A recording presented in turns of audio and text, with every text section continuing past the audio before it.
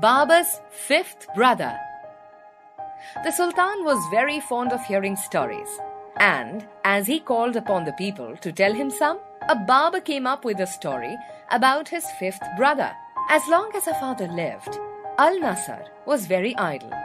Instead of working for his bread, he was not ashamed to ask for it every evening and to support himself next day on what he had received the night before. When our father died, he left only 700 silver drachmas to be divided amongst us, which made 100 for each son. Al-Nasr had never possessed so much money, so he was quite puzzled to know what to do with it. After reflecting upon the matter for some time, he decided to lay it out on glasses, bottles, and things of that sort, and become a wholesale merchant for the same. Having bought his stock, he next proceeded to look out for a small shop in a good position and sat at the open door, his wares piled up in an uncovered basket in front of him, waiting for a customer among the passers-by.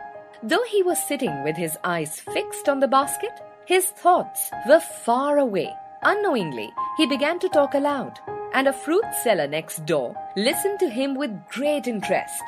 "This basket," said Al-Nasr to himself, "has cost me 100 drachmas. Now selling the contents, piece by piece, I shall turn it into 200.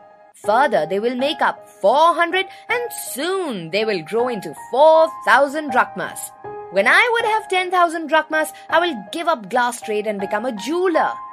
I will trade pearls, diamonds, and other precious stones. At last, I will have all the wealth I desire, and I will buy a huge palace for myself.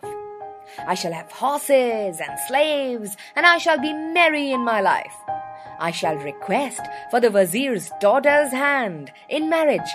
I will offer him 1,000 gold pieces for the same. Should the Wazir refuse, I will seize him by the beard and drag him to my house. When I shall have married his daughter, I shall give her 10 of the best servants, best clothes in silk, and a very huge room to stay.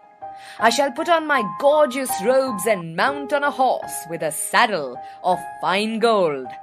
My army of slaves shall follow me closely. I shall reach the palace of the Wazir, and he shall come himself to receive me. He will give me his seat and will place himself below me, and I will hand over the 1,000 gold coins that I promised him in the marriage. I shall also give him another 1,000 gold coins so that he remembers my generosity, and when the world would hear about it, people will talk about nothing else. I will go back to my palace with the same pomp and show as I came. I shall always be dressed in a way that befits my position. In the evening, when my wife will come to me, I shall not pay any attention to her. And then the next morning, she will be anxious and tell her mother about the same. The next morning, her mother will come and kiss my ring, adorned hands, and beg me to treat her daughter with respect. I shall kick her and tell her to mind her own business." The fruit seller suddenly began to laugh hysterically, and this broke Al-Nasr's thoughts. He realized that he had kicked his basket full of glassware that lay shattered on the ground. Tick the correct option.